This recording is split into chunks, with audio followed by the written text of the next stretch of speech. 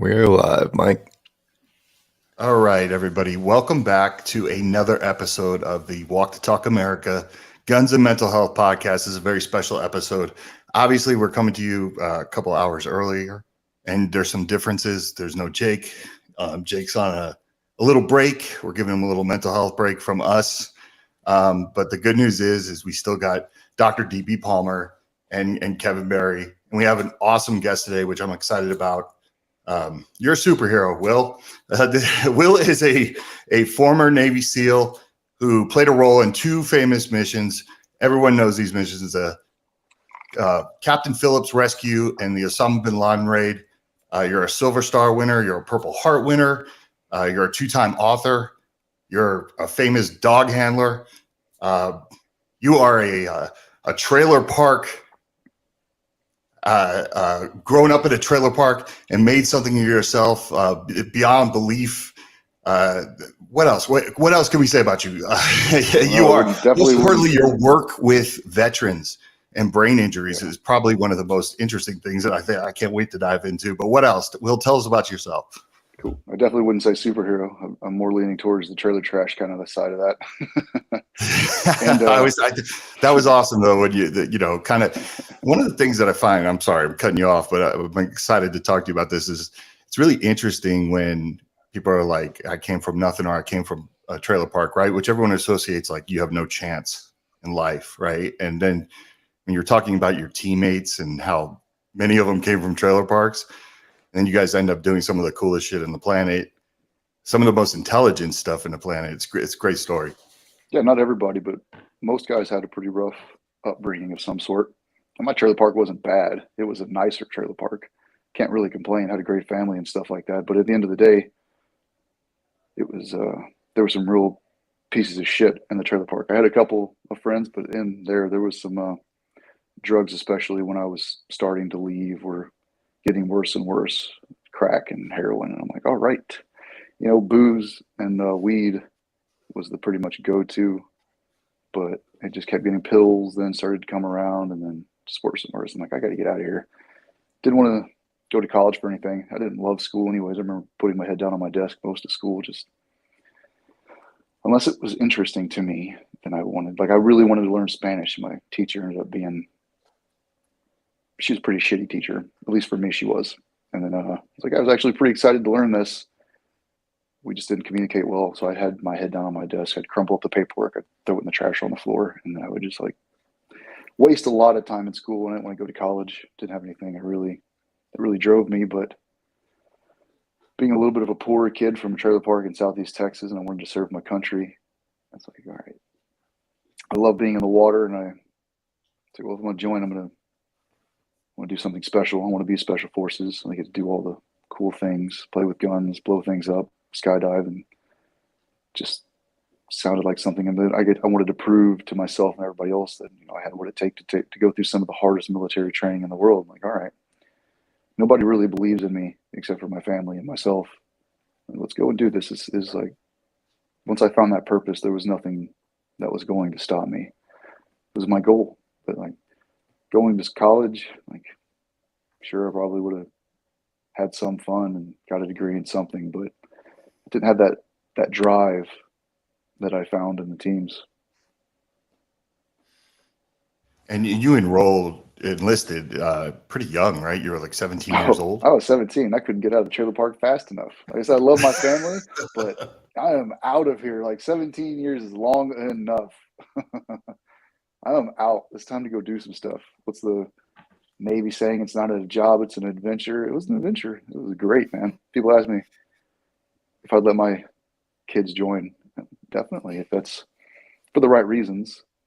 Don't do it for me to prove something to me, but if you really want to go do something, there's plenty of jobs in the military, whatever branch you want to serve in. Go be a doctor, a pilot, anything. But it's a free ticket to go explore the world and meet some good people, be under some great leadership. Maybe not always. There's definitely some shitty leadership, don't get me wrong, but you can also learn what a good leader is and what a bad leader is. And I miss all the assets that I used to have. I used to walk out the back door of the building and there was a helicopter sitting there with all my best friends and all the equipment I could ever want.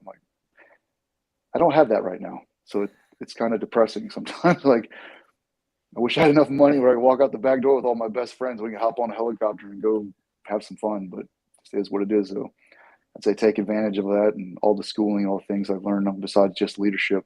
There's a lot of things I got to do. There's a lot of things I've missed out on because I spent too much time partying, having fun, which, you know, that has its place, but maybe not too much of that, and then more. I had access to more schooling that I don't have access to these days that I should have taken advantage of. And I did take advantage of a lot of things, don't get me wrong, but I could have done better looking back on things. But I guess that's life. Yeah, I listened to your story on another podcast, and it was really interesting. I was thinking about the way you said you found a way to fit in, right? Like and it was figuring out how you could be an asset. So like you get into the military, then you figure out what skills should I have to where I'm important and I'm wanted. Um, I like, once again, I find that very fascinating, right? Just because most people think like, okay, here's someone that doesn't really stand too much of a chance. Like you always hear trailer park and you hear it as a negative thing, and it's not, right? Right? Like you said it, it's not a No, trailer park. Not all trailer parks are bad, but no. just if somebody says to the average person, I'm from a trailer park, it's like, okay, this person came from nothing. And now here you are figuring out all these skills. And one of them happens to be you become a dog handler, right? And that's kind of why we're all here today. Like you navigated through this world, you ended up writing 2 books about it, but like, how did you make those decisions? Like, how did you figure out, okay, I want to be an asset. I'm going to figure out things to do where I'm important, I'm needed. And then how does it go through dogs? I just happened to get lucky along the way. And I remember one of my leaders, he's a great guy. His name is Jimmy Hatch. I remember him saying one day, it's like, you're either an asset or you're a liability. And that really stuck with me. And just seeing it through some of my experiences through my career, it was pretty clear. Yeah, that's a very good point. Early on, when I was at SEAL Team 4, I was a new guy, and I was told I was going to communication school. It's not the best school, but it's a great skill to know. As a new guy, they send new guys because it can be sort of a shitty job to have once you're in the team because you're filling everybody's radio. It's just a pain in the ass, right? So, but getting that and then getting a few other schools, the sniper school, and then learning how to talk to aircraft, it really made me valuable to where I didn't get left behind on an operation. Like sometimes if you're not needed, there's only so much seating on the aircraft or in the vehicles. And if you're not needed to go and you're not bringing, what are you bringing to the table? Like, all right, well, you're not bringing, like, he's bringing this to the table, so he's going. So if I had the trifecta is what they called it of those schools, it really made me a pretty valuable asset. I was like, all right, well, you don't need a sniper. You don't need a JTAC. I'm a comms guy. Nope.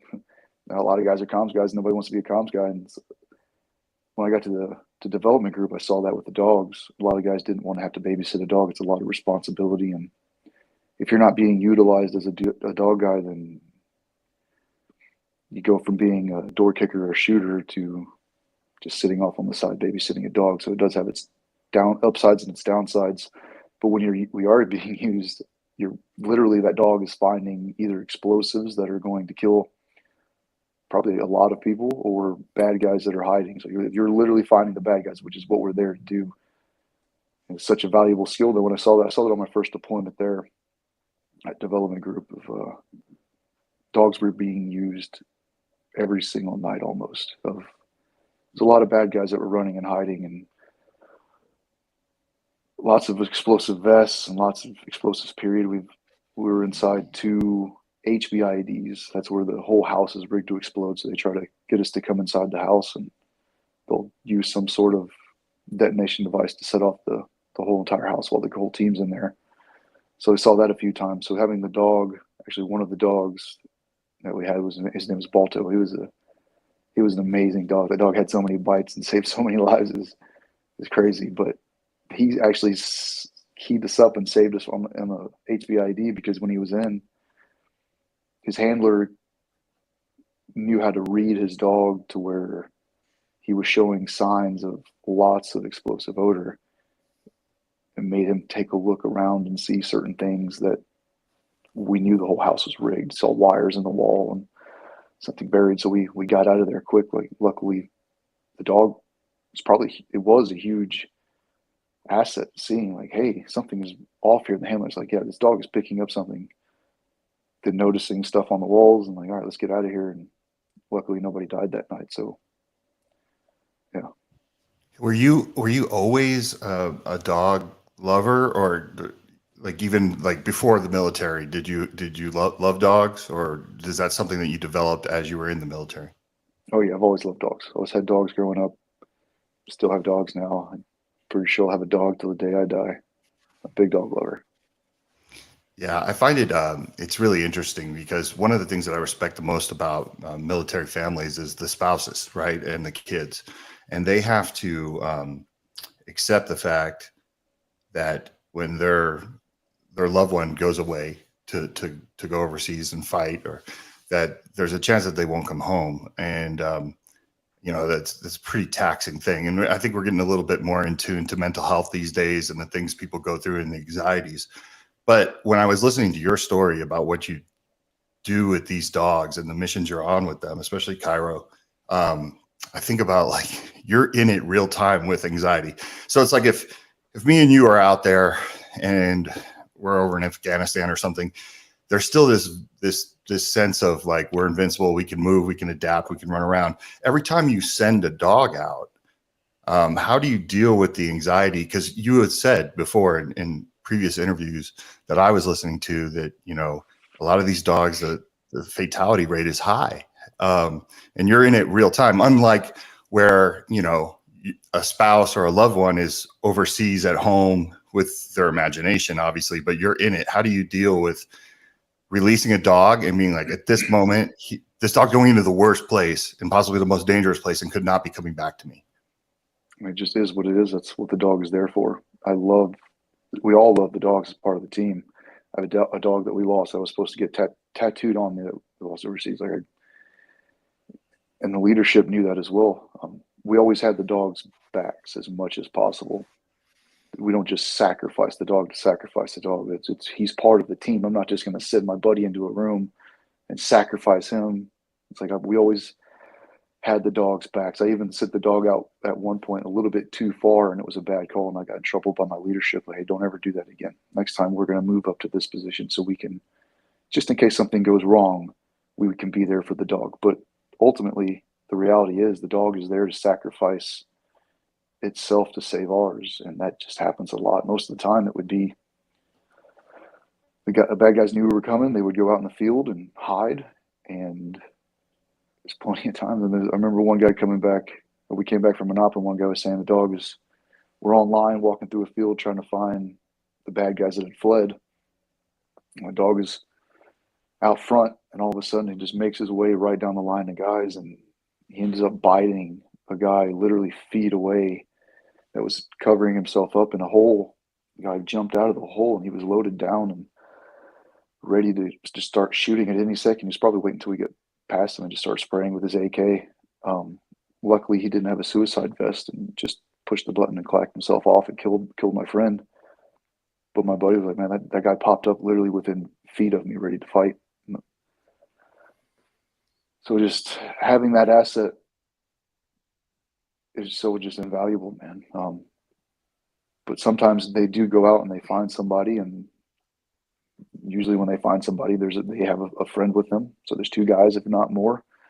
And while they're latched onto one guy, their other guy just shoots him. That's happened multiple times until we lost the dog that's tattooed on my arm that I was actually supposed to handle after deployment.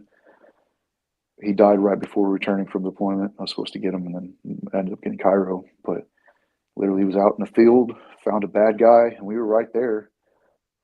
But as soon as he bit the guy, his other buddy just started shooting the dog, and his name was Falco. Falco did not survive the gunshots, and that's how Cairo got shot. Two guys hiding in a tree line. They're not listening. We do everything we can to get them to comply. Send Cairo out in the tree line. He engages one guy, and his other buddy just starts shooting him. Luckily, Cairo did survive that. I mean, my teammates engaged those guys as quickly as possible.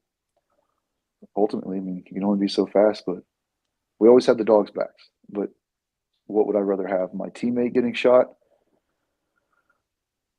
or my dog getting shot? I mean, it was terrible when Cairo got shot that night. It was I can still remember the feeling of dread, but you also have to push that aside and make sure that the mission is accomplished. You can't just get sucked into your teammate, your fallen teammate there because there's a mission that we have to accomplish. You have to neutralize the threat and then take care of your teammate, unfortunately, but it is what it is. We had another dog. His name was Remco. He sacrificed his life. Same thing. There was at least two guys. I think it was two guys, maybe three. They were out hiding. They sent Remco out front, and Remco drew the fire of those two guys, and Remco got shot through the face, and my buddy Jimmy Hatch got shot through the leg, or through the femur, actually. It really messed him up. It ended his career. And then the handler, his name is Mike Toussaint, since those guys were engaging the dog and distracted, Mike was able to get a position on them and engage those guys before. Unfortunately, the dog sacrificed himself, but I mean, Jimmy almost didn't make it either. And there's no telling, like, Jimmy probably would have died and Mike probably would have got shot, right? So the dog it sucks. Like, fucking, we love that dog. Remco was awesome. But it is what it is. It's like, all right, it's the dog or us. So it's just the reality of things. But we care for them. Like, we have a memorial wall at the command for our fallen teammates. It's a huge wall. Obviously, it's a very big deal. There's a memorial right there next to it for the dogs. We don't take it lightly. Yeah. Well, I mean, Will, I think some of us, all of us know, I think a lot of folks who followed your story obviously know the story of you getting attached to Cairo, being, as teammates. Maybe walk, for those who haven't heard, maybe a bit of how'd you get attached to Cairo. I think it's a great story in terms of you had kind of two dogs at the same time that you're looking at as they're going through their training. Maybe walk us through how'd you get paired. It's like we were talking about earlier. I was a team 4, and then I went to development group. Once you're there, you still need to bring something to the table. You need to keep growing. You need to find another job. So you kind of find out it's breaching, skydiving, sniper. When I was on my first deployment at dev group, just like I said, we saw the value in the dogs. They were being used all the time. I love dogs growing up. It's like, man, dogs find the bad guys. I like finding bad guys and shooting bad guys. Like, it's cool. I like doing that. I love dogs. I'm willing to handle a dog to do that. So that's kind of how I stumbled across it on the first deployment, man. They were just being used almost. There's a saying in the book. I remember being in the team room and somebody goes, raise your hand if a dog's ever saved your life. And like everybody's hand went up pretty much, like with multiple stories to tell. Like, remember this, remember that. Yes, okay. Dogs are very, very, very valuable. Cool. I love dogs. Let's do this. So that's kind of how I got drawn in. As soon as I brought it up to my team leader at the time, he's like, cool, yeah, you need to find a job. There's dog handlers being needed. You'll be going to dog handling school as soon as we get back. I'm like, all right. It was one of the best things that's ever happened to me. I mean, the only reason I was chosen to go on the big mission, the Bin Laden mission, was because of Cairo. I wasn't chosen because of my capabilities. I wasn't. It was mostly upper level head shed. They just needed a dog guy, and I happened to be a pretty good. And Cairo was a great dog, and I was pretty good. So that's the only reason I got chosen for that mission. So it ended up being a very good thing for me. And I also learned a lot handling a dog. Lots of valuable life lessons and also lessons for the job. Yeah, well, I mean, if I recall, Cairo wasn't necessarily your first choice. You were kind of 50, well, maybe not 50-50, 49-51, about two Yeah, I dogs mean, in I was a development. shooter. I wasn't a dog handler. I had personal dogs growing up, but I don't know. I have zero experience when it comes to working dogs at the time. So I don't know what I'm talking about. I saw two dogs and they looked, I had seen dogs operate overseas, so I had that experience, but I had very little experience. So once Falco died and we got back to the command, there's a group of new dogs, and we were evaluating those new dogs with trainers and other people that we had do that stuff with the command. And just two dogs stuck out to me. It was Cairo and another dog named Bronco. Bronco ended up passing away overseas as well. He sacrificed his life for the team. But yeah, it could have gone either way. I didn't really care. I didn't have any real attachment to the dogs at the time. We had probably 10 to 15 dogs. I was just watching them. I was like, cool, those two. Maybe there was another one that really stood out, but I remember those two specifically. It's like, I like those two dogs. And their temperament, they were just friendly. Like, Cairo wasn't, I don't think, actually as friendly as Bronco. Take the dogs out of the trailer, they kind of know the deal. They get into a routine. They know it's time to work, and they're more focused. They're like looking for doorways, or like, where is like, it's time to go to work. And maybe Bronco was a little bit more laid back. Sometimes you brought him back to the trailer and let you pet him. And some dogs you can't pet at all. Some dogs you just don't. That's what they don't turn it off. We call it the switch. It's like any sort of working dog, hunting dog, service dog. You put a vest on them. They know it's time to go hunt. Put that vest on them. It's time to work. Same thing with us. When you put that vest on them, it's time to work. Nobody touches the dog. You flip the switch on. You take the vest off. Some dogs can't turn it off. It's like, all right, man, your switch is stuck. You just don't mess with that dog, because you might fuck you up a little bit. Yeah, absolutely. I mean, and I think something that really stood out was over time there was the Cairo on mission, then there was Cairo off duty, and that seemed to be quite the switch worked. Yeah, no doubt about it. He was I got lucky with him. I was very fortunate to get Cairo. He's even overseas, he could hang out with all the guys. I take him out of the kennel. You just have to be careful, because he is a working animal. Consider him like a loaded weapon. So there's a fine line. Like, we were having a Christmas party overseas, and he was out hanging with the boys. There's a lot going on, we were doing jokes. We're doing skits on each other, making fun of each other. And somebody comes out. Really, it's getting kind of rowdy, guys. There's some really funny guys. There's comedians, and things are getting rowdy, and things are amping up. And those dogs have drive. Things start getting amped up. Some dogs you just get bit. Like, somebody stepped on Cairo's paw. Rob O'Neill, the guy that was on the Bin Laden mission as well with me. He stepped on Cairo once, and Cairo, I think he did it twice, and he turned around and bit him in the calf. You never know. He's a dog. He's a working dog. But Cairo could hang out with that kind of, with a lot going on. I didn't really have to worry about him too much. But then all of a sudden, somebody came out wearing what the bad guys wear. He came out dressed like a terrorist, and Cairo looks at him and starts to run after him. And I'm like, hey, off, like, telling the dog, no. And he actually listened. So luckily, that doesn't always happen. I mean, in that quick of an instance, some dogs might not have stopped. But, you just have to be very careful. Even though we're all having fun, everybody knows the dog's out. Sometimes just things happen where you don't think about it. Like, if I come out wearing a man dress and a turban, yelling, screaming, the dog might bite me. It was funny, but luckily my buddy did not get bit. It would have been pretty funny, but it wouldn't have been funny, I guess, kind of thing, depending how bad the dog bite had been. Going through dog handler school, did they do any kind of mental health training, or perhaps tips, resources, knowing that the dog success rate or fatality rate was so high? No, not in handling school. We outsourced our handling school to a place in California, in Ontario, called Adlerhorst K9. That was a great school. It was one of the best schools I went to. But it was a civilian run course. They've been in the dog world forever. They know how to work dogs. Him and his father are just amazing at it. So they're able to teach. I don't think they were,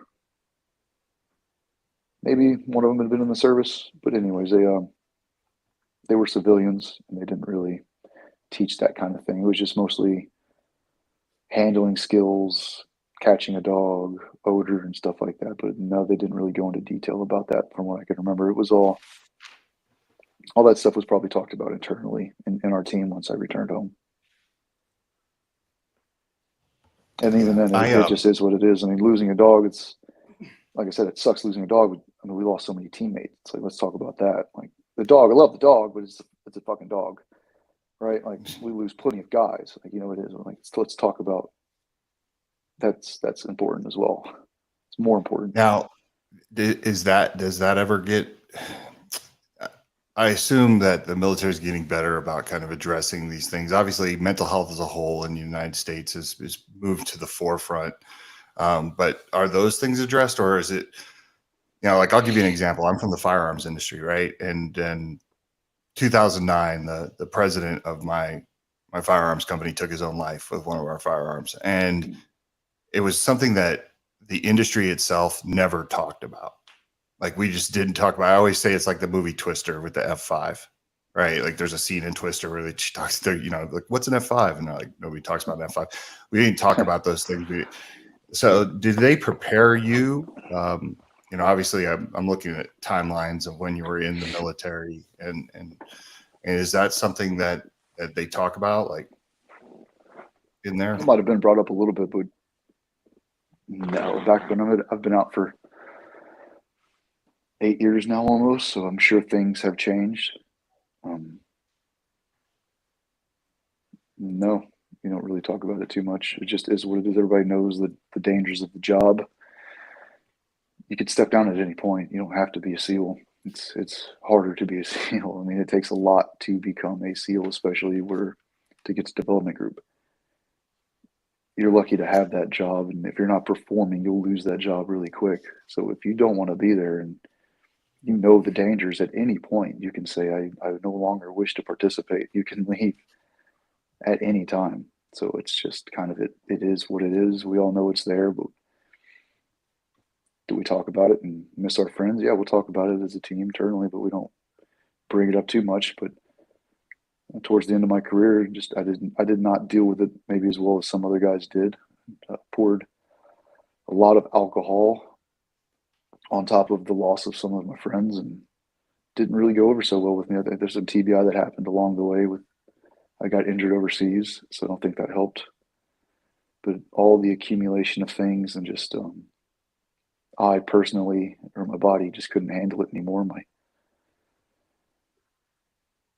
And I was just drinking. I was drinking a whole lot. I was fat, 250 pounds. At some point, probably even bigger than that. Killing myself with booze, trying to kill a gallon of vodka a night. Looking at pictures of my dead friends. It's not a good place to be. But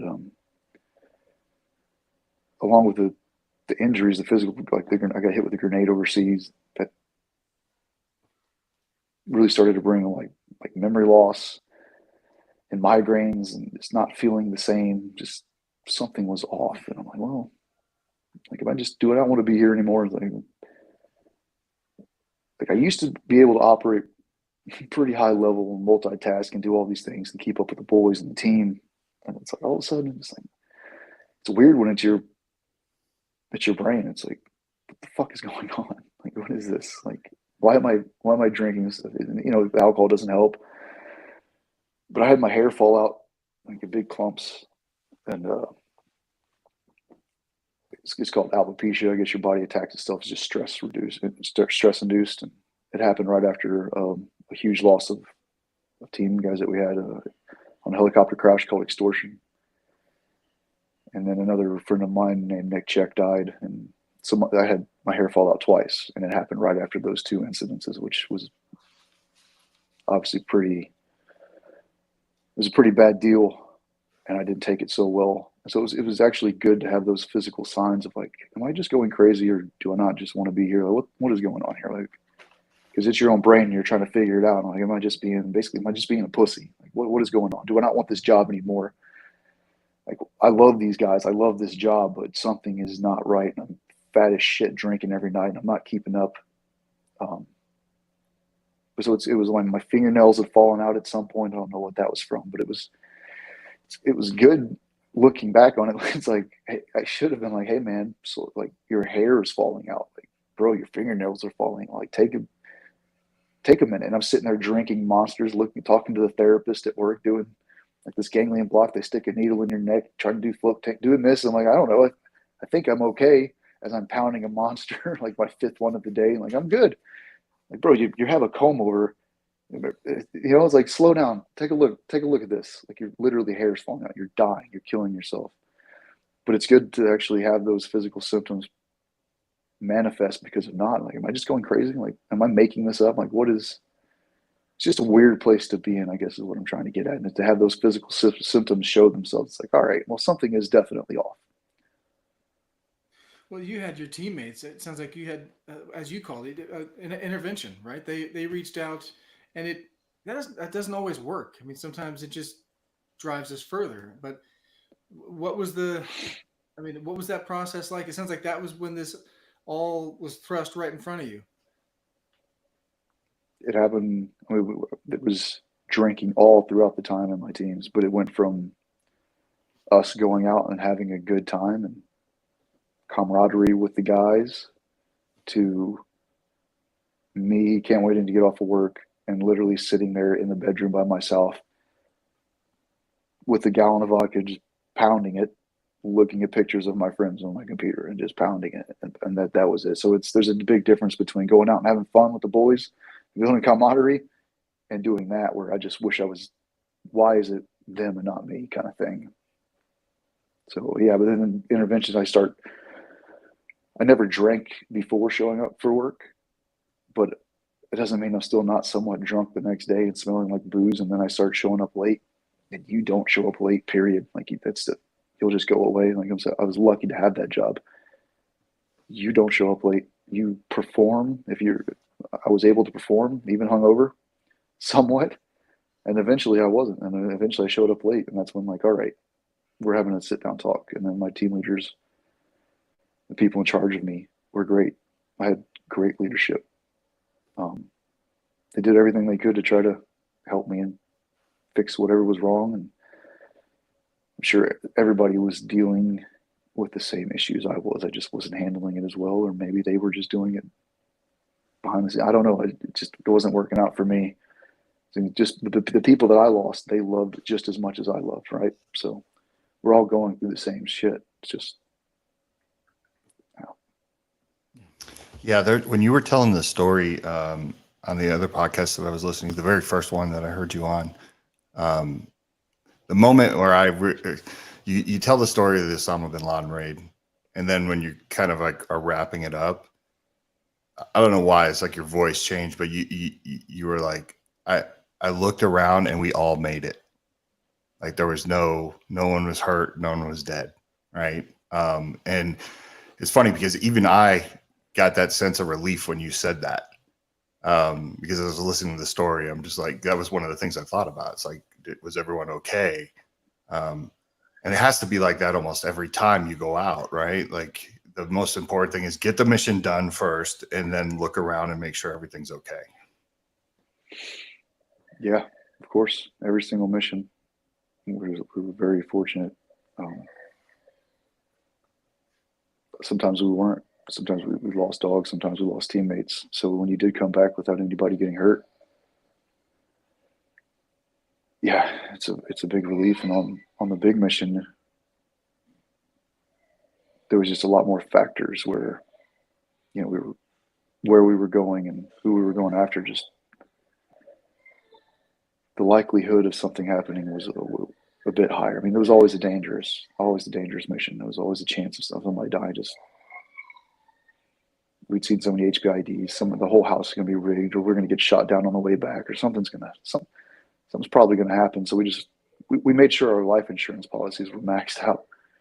And if somebody wanted to step down, they get stepped down. Just it's kind of knew it was a little bit more of a risk, and there was always a big risk. Like I said, we always like to hedge our bets in our favor, though. And on this one, it just is what it is. Like, cool. I mean, everybody knew the risk. If we get shot down on the way back,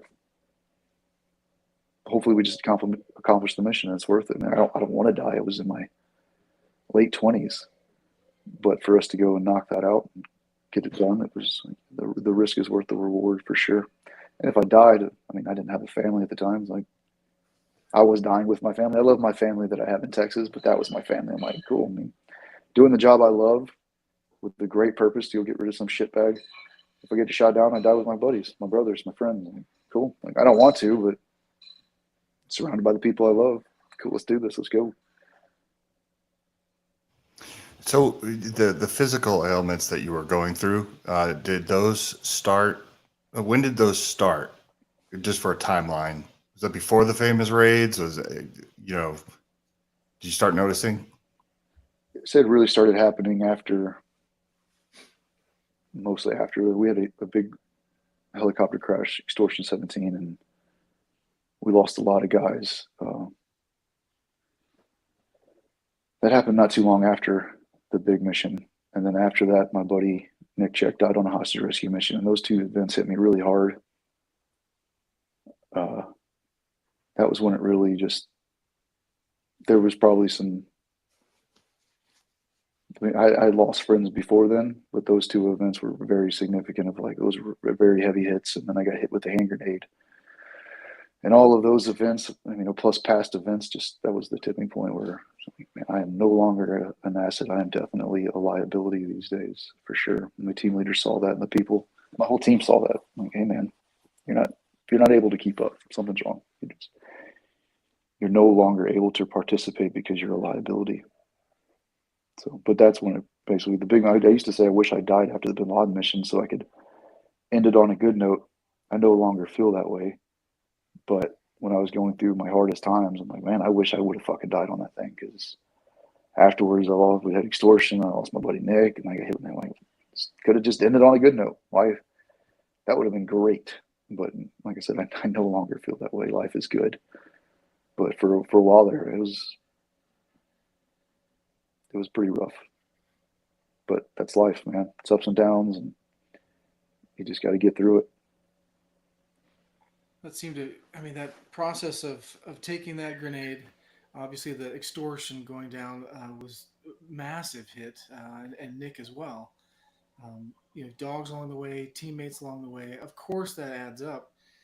Kind of, as I was listening to your book, No Ordinary Dog, and reading through that, there was kind of that shrapnel, and then there was rehab, and you were going through recovery of that, both physical and the clear, of course, the drinking and where you're going with this thing, but then the process toward eventual retirement.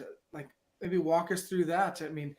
What was your mental shift as you went from you guys all went to the White House, and it sounds like the president wanted to meet Cairo, and what was that process like? You mentioned just now maybe if you just died on that mission, then you'd be out, and the rest of it wouldn't have occurred. But now fast forward to now, life is a whole different chapter. But maybe walk us through getting there. The transition out was really rough. It took a lot to get where I was at. Just to become a SEAL was a lot. And to get together to a group it's a lot more training and hardships you have to go through. So it's an honor to be there. You can get fired at any point in time. So for me to have that job I didn't want to let it go. I loved it. Plus it was my family. Like, I loved all the guys, and eventually I wasn't able to do it anymore. After the grenade explosion, I really started getting bad headaches. My memory was not the same. It was just a problem. I think it was a lot of it was stress induced for reasons that we discussed. And I just needed to step away from that environment for a while. And, I still get it. Even when we're at the range, if it's an indoor range, we're shooting a rifle, and I'm teaching a course. Like we were teaching the other day, and at the end of the course, it was an outside range, and it was affecting my mental capabilities. It wasn't the worst it's been, but it was definitely shutting me down a little bit. I wasn't getting a migraine, but it was like, oh man, all right, here we go. I was doing an indoor range with the rifle, and I literally almost lost my vision. Everything just got milky, foggy. I was like, great. It was kind of dangerous. I had to explain to the class, like, hey, we're gonna have to ease up on training a little bit, because I'm gonna have to RSO you to make sure everybody's safe, right? But I'm losing my vision a little bit, so I hate doing that. I feel like an asshole having to explain to the class, like, oh, my fingers hurt, like, but it is an issue. It just kind of sucks to have to do that. It's like I'm holding back the class because fuck in my head, something's going off. But it is what it is, and I can't complain these days. It's gotten much better. It just used to shut me down all the time. I get a migraine and go talk to the doc and tell my team leader. My team was very understanding. He's like, all right, man, go do whatever you do. And the migraines would shut me down. go and sit in a dark room and just try to go to sleep as quick as I possibly could and wake up and hopefully feel better. It was not the best, and I've come a long ways. Like I said, every once in a while, if I'm around some stuff like that, it definitely catches up with me, but it's not nearly as bad as it used to be. The memory loss is still quite prevalent, I would say. I notice things that I don't love, but it is what it is. Trying to fix that as well. The transition out of the military was very tough. So coming from the trailer park and doing that job, that was my whole identity. There's nothing. I was like, what am I going to do? Like, that was me. I lost my teammates. They're busy. I still keep in contact with a few of them, especially these days. More and more guys get out. They're not so busy, but when I got out and guys are still working, you don't talk to them. You talk to them in the team room when you're working. It's like, hey, call them up after work. Like, no, they're always working. They're just busy. So I pretty much lost contact with everybody, and went and secluded, moved back to Texas, and just, it was a rough time. Stayed with my parents for a bit. Was trying to figure things out. I had a job right after. It didn't work out. I basically drank myself out of that job. It wasn't a job I completely loved anyways. Didn't work out. So I left that job and just kind of took some time off and spent some time with the family. And eventually a friend of mine reached out for some brain treatment through the Brain Treatment Foundation, doing some transcranial magnetic stimulation treatment, TMS treatment. And he's my best friend. His name is Jared. He basically bribed me. He's like, if you don't go, I'm not going. I'm like, all right, dick. So I went from my parents' house. I was like, all right, I can't do this anymore. I got to go find it. So I found a place on the water pretty close, and was just spending time there. I was doing okay, but I was still just drinking a lot. I was still just not doing the best. Didn't really go out in public, so that's why I kind of bought a place in the middle of nowhere, just secluded, still drinking, not doing great. And he knew it too, so he calls me and he wanted me to go try this brain stuff out. I'm like, I didn't want to go. I'm like, no, I'm good. Of course. He said, well, if you don't go, I'm not going. I'm like, oh man. Like, well, I love him to death, and I knew what he was getting at, so I'm like, all right, I will go. And we went, and it was great. It was definitely made some improvements, but it was, I would say, one of the first steps that I took on my journey that I'm still working on to feel like I used to. So I did that course or treatment we were out there for about 7 weeks in California with him. It's a good treatment. I felt good. I feel like the effects wore off after a little while. But it really just opened my eyes to seeing, like, all right, there are certain things that can work out there. And just started trying out different things. Like this, I did the stellate ganglion block when I was in the Navy, and that worked for maybe a few weeks to a month. And then I was in a really bad place. So there's nothing out there that's going to immediately fix you. Like, it's not like, all right, cool, I got this shot in my neck, it fixes me. And I was like, not doing good at all. Like, literally getting fired from my job bad. 250 plus pounds, on the verge of death at 30 kind of thing. Like, dude, you're in a bad space. Your hair's falling out. Like, what the fuck? You're a SEAL? Oh, awesome.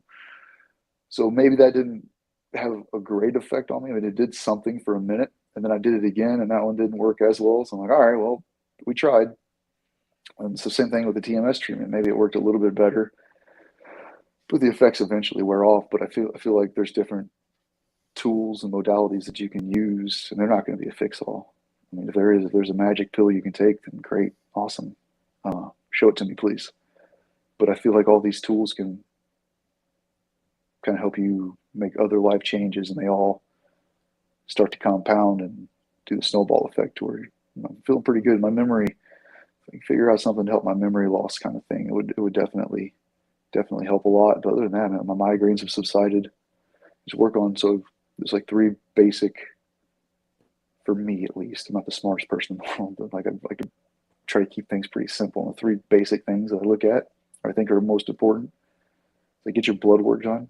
Like, the numbers don't lie. Just go get labs done. Like, what's your testosterone at, what's your vitamin D at, all the, just go get a full lab done and look. The numbers don't fucking lie. Like, I feel like shit. Okay, you can say that, but like, what's wrong? Like, this is right there. It says that you need more vitamin D. Cool. Sleep. Like, obviously, sleep is very important. I don't mess around with my sleep. My friends make fun of me all the time now because they're like, "You're in bed." They'll do the group text thing. They're like, "Oh yeah, he's in bed. It's like 7 o'clock." I'm like, "Yeah, I don't mess around with my sleep. I like being up early and going to bed early, but I use a sleep machine. I'll do whatever I have to do. Black out all the windows, drop the temperature." I think his name is Matt Walker. Did a good Joe Rogan episode on sleep, or whoever it was. It was a great. It was scary because all the stuff he was saying. But sleep is very important to me. So blood work, sleep, and then diet, which fluctuates. One of the best ways. I think it was Dr. Osborne. He's out in Florida. I was doing his treatment for a little bit for TRT. Because I mean, you get 5 days and you have 2 cheat days.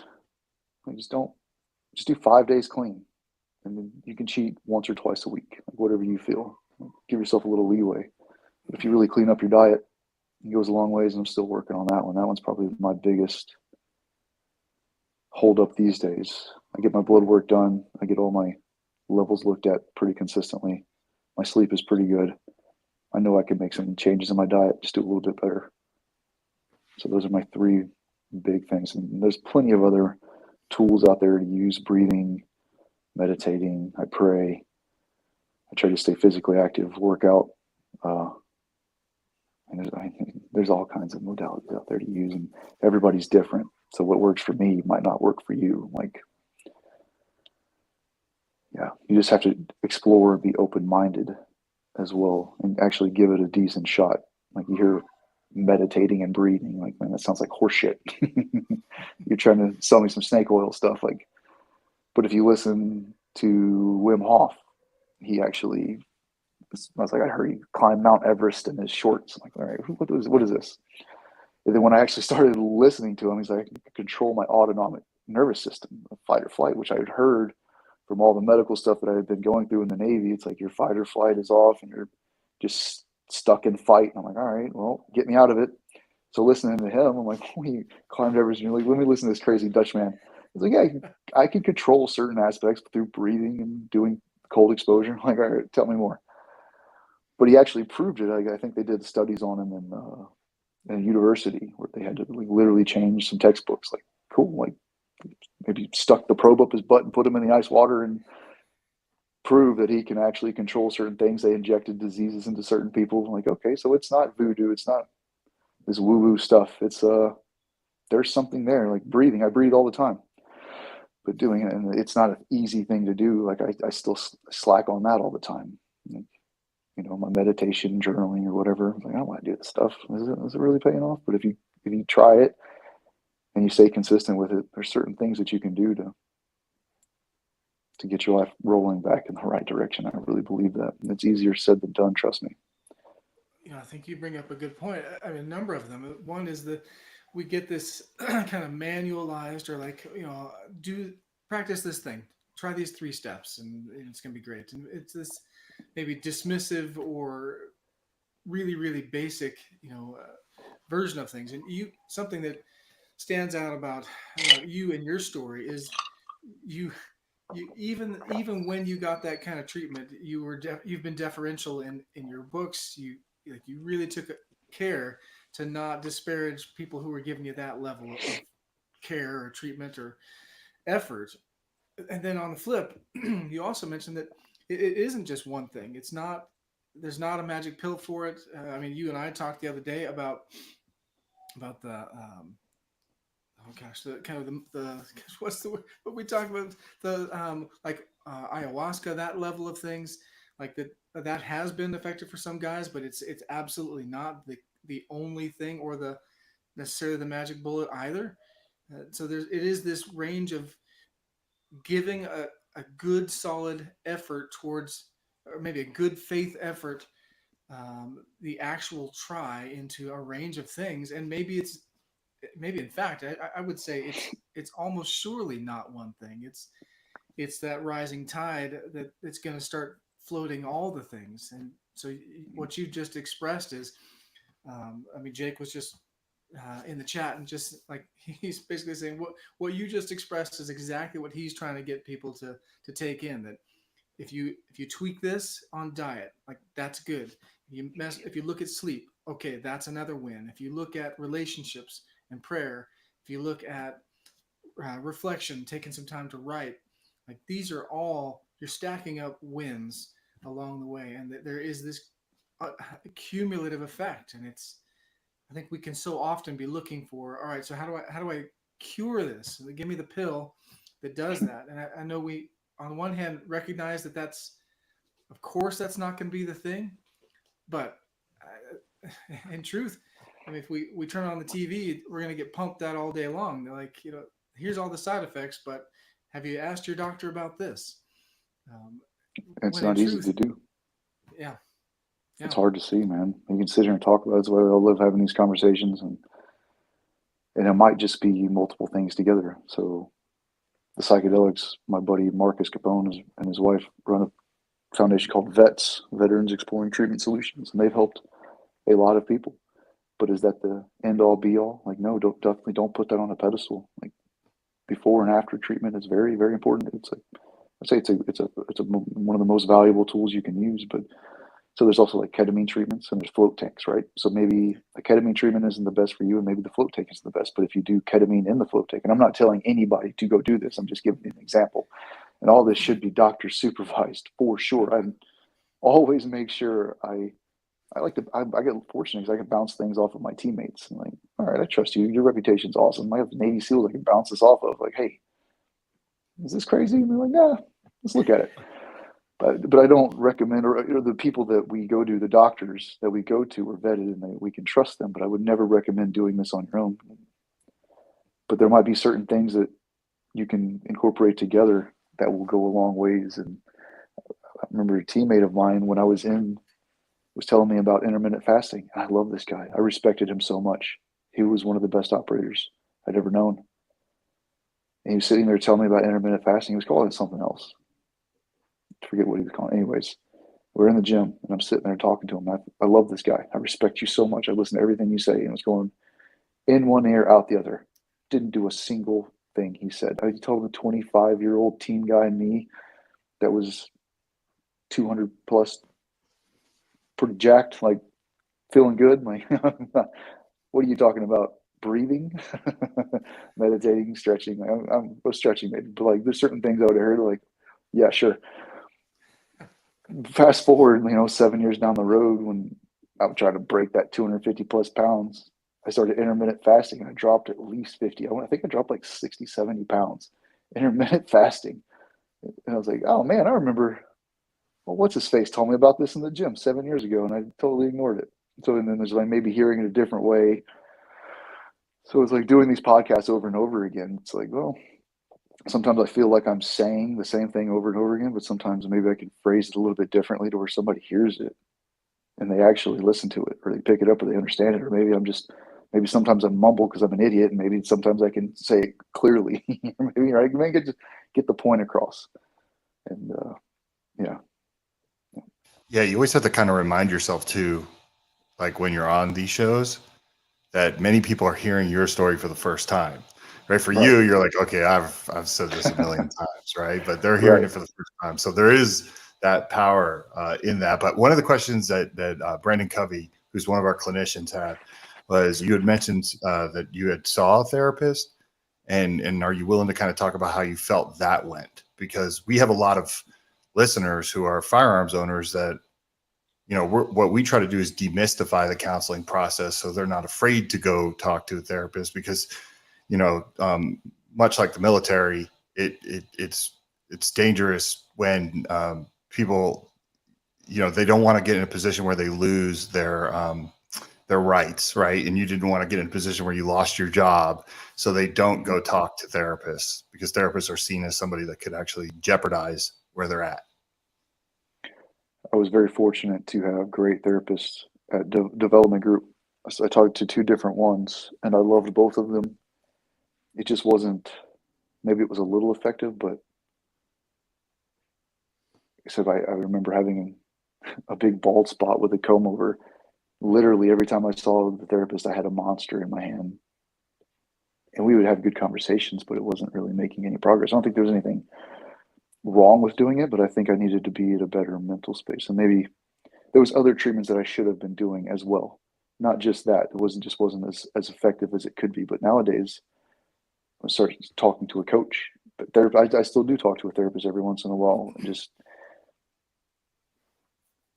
I do realize that when I'm trying to figure things out with what to do with my life, with my mental well-being, with job, family, like I have my perspective, but that doesn't mean my perspective is right.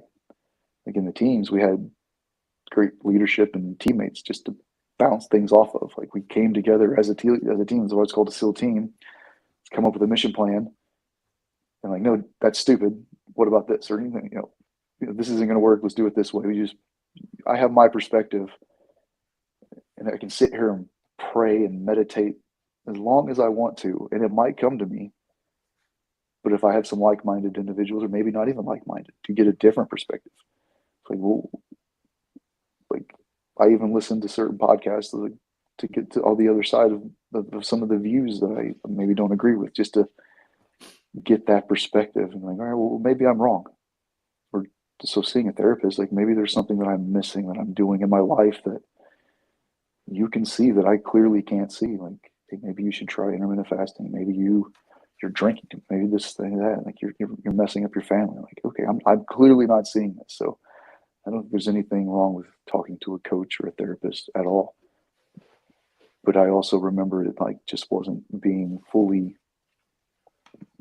beneficial to me. So going through all the treatments that I went through, and then getting my headspace in a very better spot. Now, when I talk to my coach and when I talk to a therapist,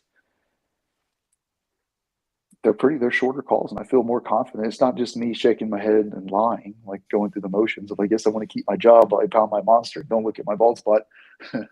Fuck, I hate my life. Now it's like I'm legit. Like I can be honest with them, and life's not perfect. Don't get me wrong, but I know I'm in a much better place. I really can't complain.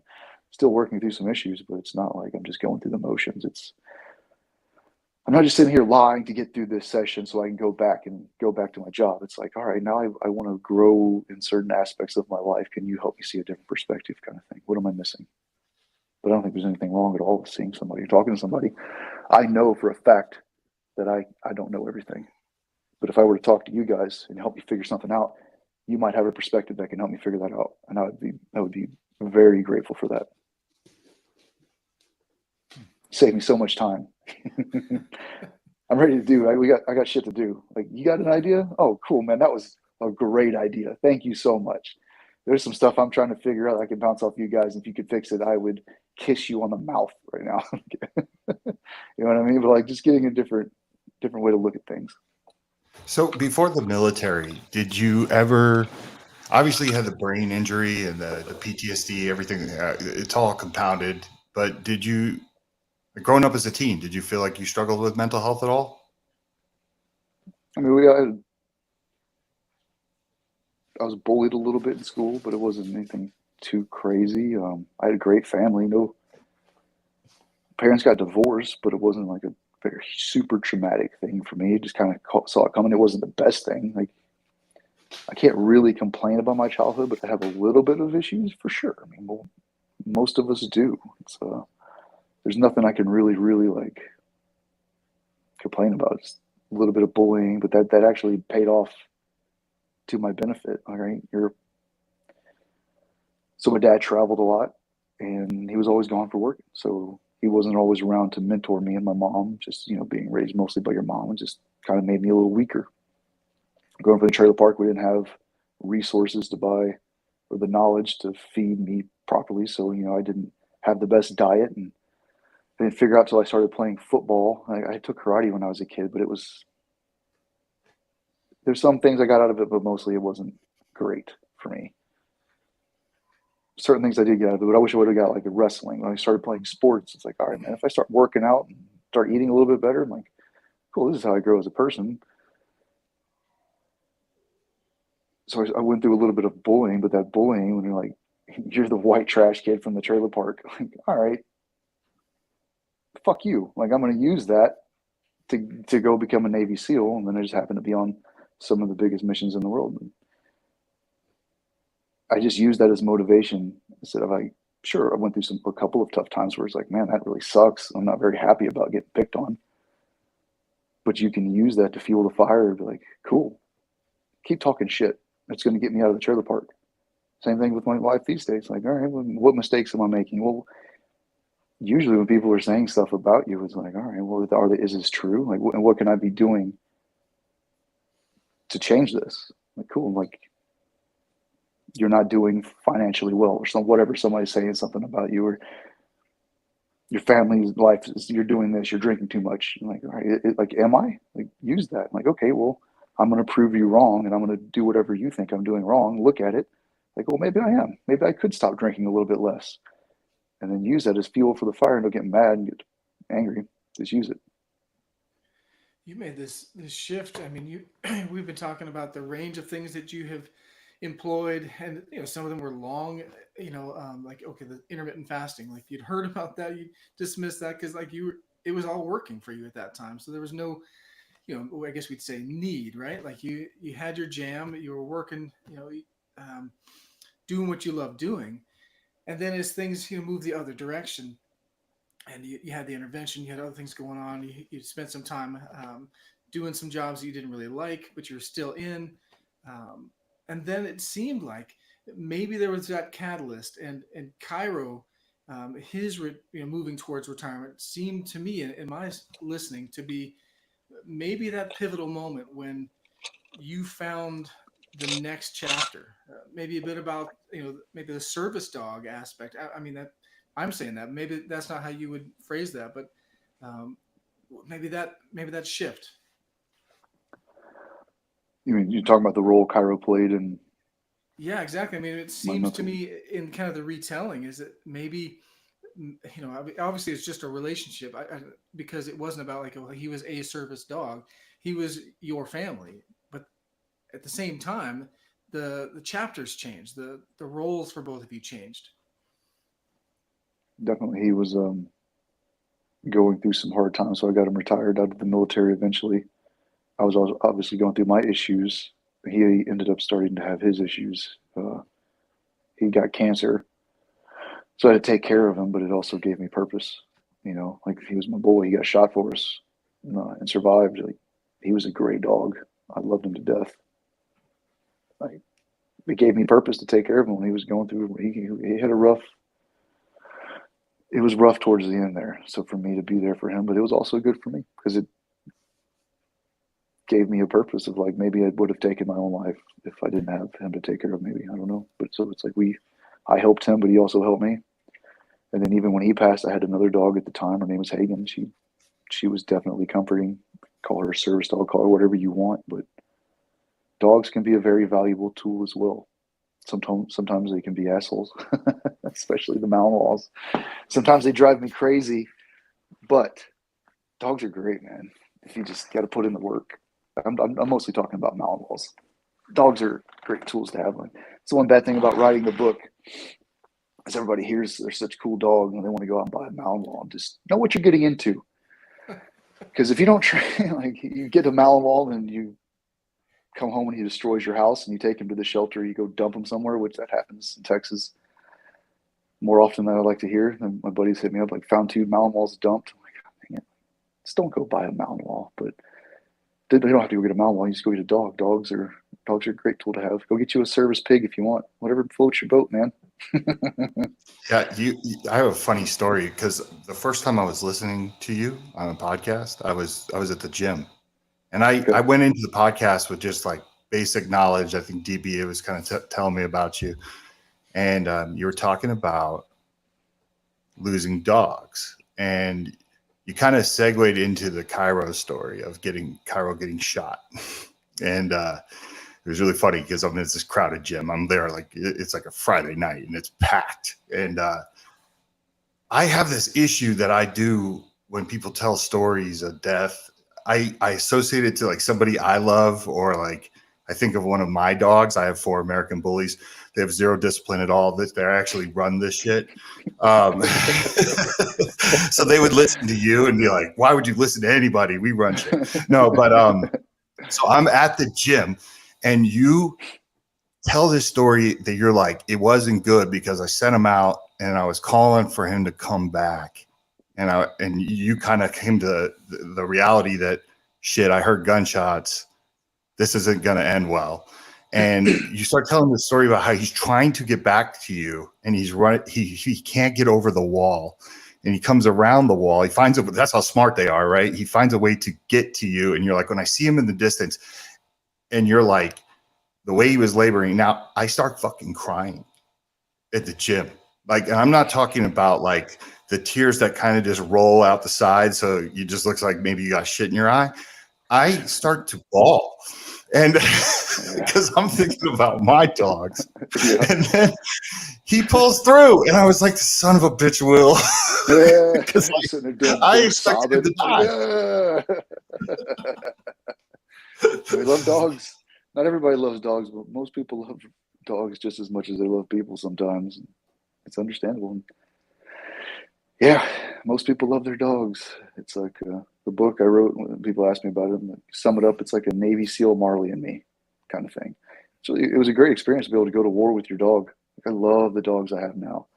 Even like I said with Hagen, the one that she passed, she got me through when Cairo passed. Like, she got me through a bunch of hard times. My transition out was rough. And these dogs I have now, when they pass, it's going to be really rough.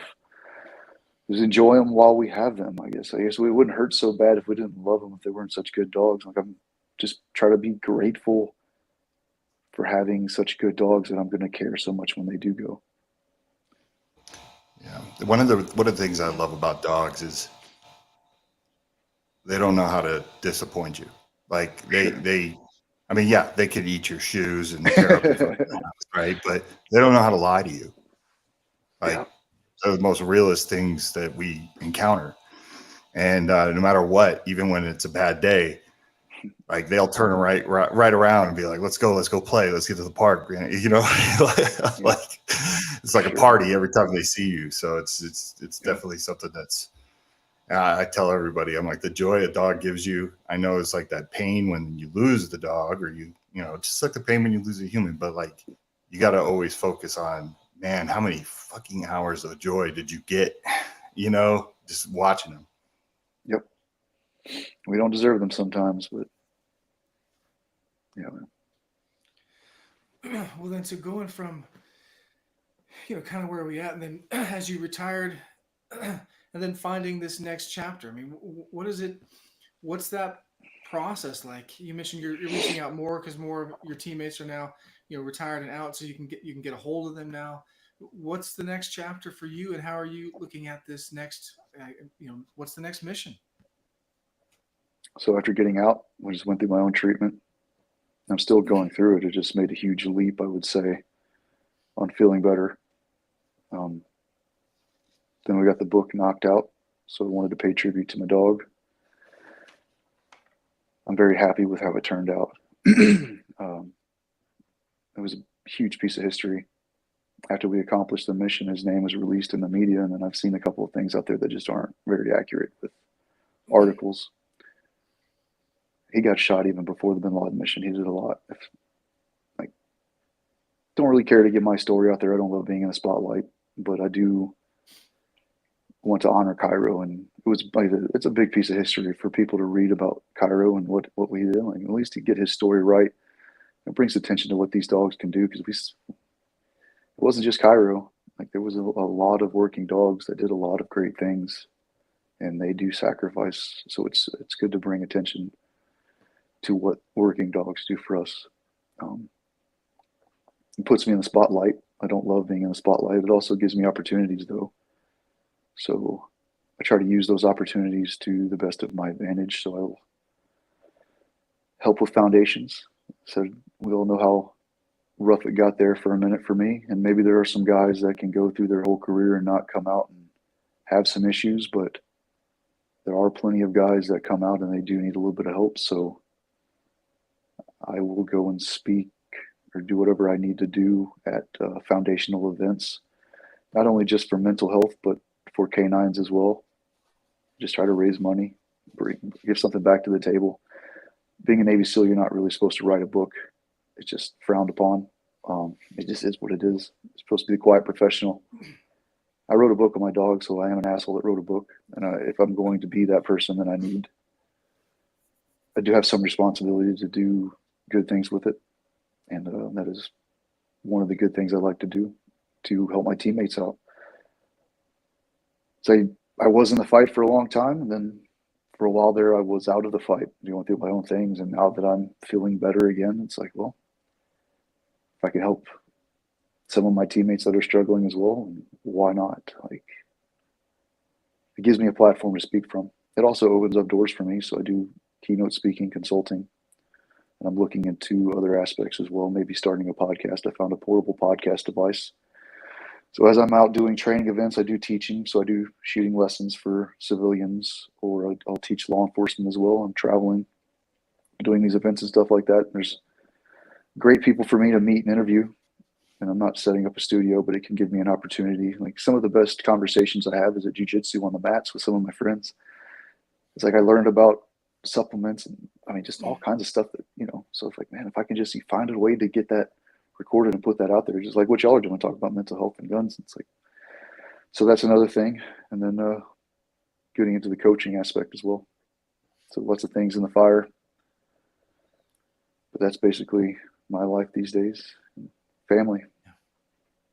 Yeah, exactly. That seems, of course you had that darker moments, that darker chapter, and that sense of, maybe I should have passed then, right? And at that time, that's what you could see. But now, looking back and looking ahead, it from the outside perspective, looking through social media lenses, what I see is I see smiles, I see family, I see this next chapter that seems like it's queued up for you and Natalie to write. Maybe a bit about this, you looking at that younger you and guys getting out. What's that like? It's fulfilling. It's something that gives me purpose. Like, don't get me wrong, I enjoy teaching with you at the range the other day, but it's not something I want to do long term because of the physical issues it's causing me. I'm not complaining. It's a job and it's fun. It's rewarding. We had a great day that day. I just feel like I need to steer myself in a different direction. What else is fulfilling? Just having these conversations that we're having now, and sure, I have to be a little bit vulnerable and have to talk about myself, which I don't love, but sometimes we have to do the things that we don't love to help other people, and it's fine. If I can help one person out, for me, sitting here running my suck for an hour and a half, then great. That makes me so happy. Some guy gets, or girl, any person gets something out of this conversation that really, it brings joy to my heart. And I'm not just saying that. I've noticed, maybe it's just me making this up. There's not a lot of things besides my family that really brings me joy these days. It's hard to find as much, I don't know. I don't get excited about going and doing things as much. It's just not as often. I do, don't get me wrong. But that's what brings me joy, is like hearing a person say, like, thank you for doing this. You really kind of helped me see things in a different perspective, or maybe make some changes and making that person's life a little bit better. I'm like, yeah, all right. That actually, like, yeah, there's that fire a little bit. It makes me happy. Like, cool, good. I hope you're a better human and you can spread that. And there's a lot of pieces of shit out there. Don't get me wrong. So we need all the good people we can get. And if I can make somebody's life a little bit better, then perfect. That makes me happy. It goes both ways. Helping somebody else out helps me out. Yeah, it becomes addicting at some point. I tell people all the time, so it's how I got stuck in this, right? Walk to Talk America. It's like I started this foundation. The day before I started it, got the idea. If you would have told me this is what you're going to be doing, I would have told you you're nuts, right? Yeah. I'd be like, hell no. And then the tough part about it is, like, helping people almost becomes like a drug. Like, you almost get, like you said, you get that dopamine spike when people are like, you help me, or especially when you didn't realize, like, you helped somebody. Like when someone says, when you said this on this podcast, or when you did this, or this part of your life is what really inspired me And you're like, shit, that is, oh, wow. Like that Right. helps you, and it becomes addicting. And that's why, I'm going backwards in life too, man. I had a high paying executive job, and now I'm living nonprofit life. But I'm addicted to it. Yeah, but like is it going backwards? Like what's more important, money or happiness? Yeah, definitely. 'Cause 100%. what's your purpose, right? Is it your purpose just making money? Is that really going to fulfill you? Or what's going to fulfill you for sure? Yep. That's what's so hard. Like, I don't know what to do with my life. After having such a great job with such great people, it's like, what do I do now? I got family. It's great. I love that. But what do I do for my purpose other than that? Like, what's my job? And I can go get a job and make money. But what I'm spoiled with my old job. You didn't even have to pay me to be there. Like, I just love this. Let's go do it. Um, Now, it's like finding that next thing. It's hard. It's not an easy thing to do. So, yeah, just got to stick with it. Keep going. Yeah, but I mean, your former job is almost like living in a real life video game, right? It So was like amazing. coming out of that, I could see, but the helping, especially helping other vets, right? Like you're in a natural position to do that for the rest of your life, which is kind of Yeah. cool. Yeah, I was like, why did I have to go through all this crap? I think about it, like, man, that's pretty rough. Like, it just makes me feel weird having. It's like, man, was I really that messed up? It's like, what was that all about?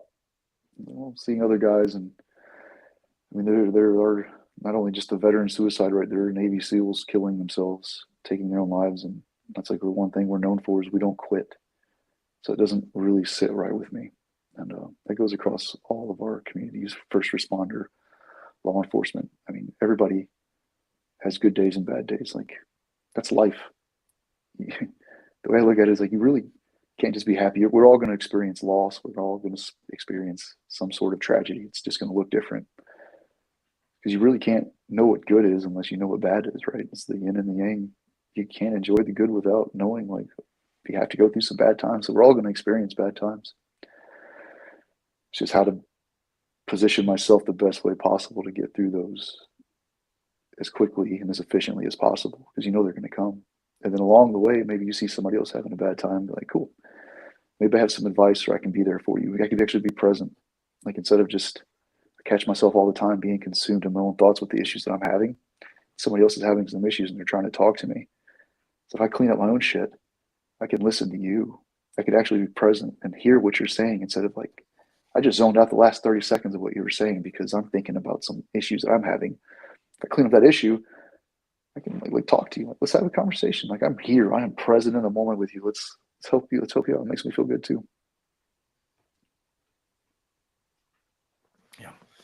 Yeah. So moving to that place where you have done you've done stuff, and I think the tendency, right, is to hear people, lavish on praise, and then you, as I've experienced, you tend to kind of you pull back from that, and it's a tremendous quality to look to the guys to the left and to the right, to the women to the left and right, and say, like, these other people, this person was better, this person was more efficient, this person, and these are tremendous qualities to be able to be self-effacing, to and just to recognize. I mean, of course, there are people that are steps ahead of us, but that ability to have gone through stuff of life, to have seen the darkness, and of course, there's other kinds of darkness, but to actually have that kind of communication with people where you can say, "Look, this isn't about my story. This is about how do you take this next chapter."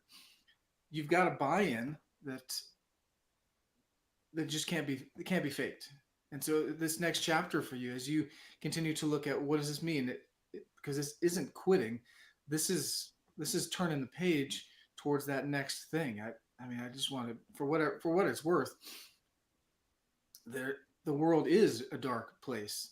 There are way too many people not grabbing hold of life and not seeing that there's another challenge out there, or any challenge out there, to accept. And I think that the more we get to hear stories like Mike's, stories like yours, Will, stories where people have actually grappled with incredibly dark things that would shut most of us down, that there is another option. And it's to get back in it. It's to re-engage. It's easier said than done, but little by little. So just taking that first step.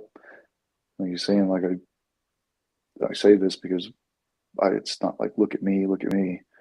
It's called a SEAL team for a reason. And it's just not the guys on the team. You have everybody else helping the team to all come together to accomplish one mission. So it's not just like, oh, this is some Chuck Norris Delta Force stuff, right? It's like I didn't do everything. I'm not Jason Bourne. Like I let my ego get out of control, being where I was at certain times, and I just thought, I'm here. I know everything. I've got this. I've got that. My ego was just through the roof, and it didn't take me very far at all. So I tried to remember that, like, you might think you're somebody, and I was like, okay, if you think you're somebody, go do some sort of mixed martial arts that you are not good at, boxing, jiu-jitsu, wrestling, anything that you're not good at.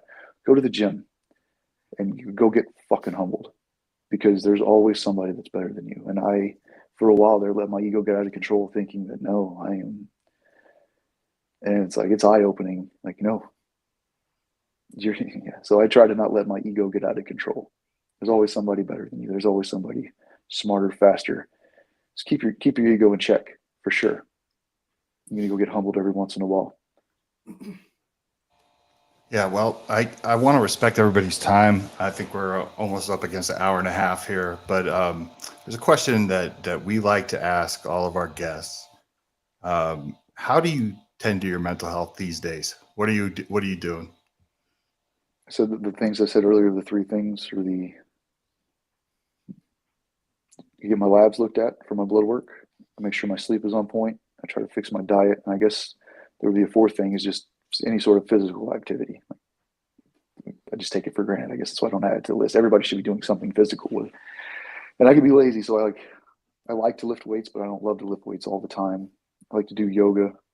I do all the time. It's like something that keeps me accountable that I found. And I know people talk about it all the time. It's like the new thing, but jiu-jitsu. I love going to jiu-jitsu, but it keeps me accountable because there's a community there as well. It works on multiple aspects. So not only am I getting a good workout in, I'm actually learning something very valuable. And then there's another layer upon that. It's like I'm around like-minded individuals. Like I said, I have some very good conversations. There's great people there. There's doctors, all kinds of aspects, people in their businesses, just all kinds of different walks of life there. But we all come together, and I feel weird talking about it because everybody's on this thing, this craze. But it could be any sort of martial art, and it can be any sort of physical activity that just brings you together with a community or a group of like-minded individuals, just being active. So that's what I basically do these days. I try to stay in shape as much as possible and do those other three pillars that we talked about. And yeah, I'm really glad. Spend time with family. Sorry, go ahead. No, it's okay. I'm really glad you brought up about the blood work thing, because it wasn't until recently I started getting my blood work done, and I found out all kinds of things about myself that, I remember finding out that my testosterone was like non-existent, and that was confusing for me, right? Because I'm like, well, things seem to be working okay, and they're like, that's not how you judge your testosterone, dude. Like, you know what I mean? Like, you got to get on this, and then I just think a lot of people just never make that step to go find out what's going on chemically inside, that, you may need a little help there, and it's a world of difference. So I'm glad let's get rid of that stigma, fellas. Like, get the blood work done. I know there's a lot of people that avoid blood work because they're like, look, I don't want to find out bad things, but that doesn't work either. So. I mean, yeah, it's probably not the best answer, but I understand. Sometimes you don't want to hear, for sure. Yep. That's I always said, like, don't tell me I have AIDS. Like, I'll die like Easy. I'll be like magic if I don't. No, but no, it is. You got to find out. You got to, because it could be something little. When I started taking testosterone therapy, like it completely changed my energy level. I wasn't taking these long naps during the day. Not there's nothing wrong with naps, but it did help. And that's the first part, and then getting the diet, all the other things that I think is just it's awesome. So I'm glad you said it. But listen, open invitation to come back. I'm excited to see where you go in this next chapter. We'd love to have you on. I mean, I know there's like hours of stories and things that we could have hit, but I'm just, thank you for showing up here today. And I know you're going to deflect and say you're not a superhero, but you're a superhero in my eyes, sir. You know what I mean? So I appreciate the kind words, man. But yeah, it just makes things awkward. Thanks for making it. I'm kidding. I want to make it awkward. I want to make it do what real you awkward. did to me at the gym with the story of Cairo. I'm going to go to the gym and I'm going to go cry under the bench press thinking about you today. just give it a good cry and watch people's reaction. They were probably like, this dude takes working out very seriously. But I was telling Kevin about it, and my wife, the first thing that he said is, why would you listen to that story at the gym? I'm like, I didn't realize he was going to hit an emotional string. Yeah. Didn't think about that one. Yeah, for sure. I understand. Well, all right. Listen, on behalf of all of our sponsors that make this possible, the Arms Corps, the Rugers, the Chattanooga Shooting Sports Supplies, the USCCAs, the NASGWs, we want to thank everybody. We want to thank the listeners for tuning in, and we will catch you on the next one. We appreciate everybody being here. Thank you, Will. Thank you so much. Yeah, thanks for having me, guys. Great conversation. But hey, have a great day.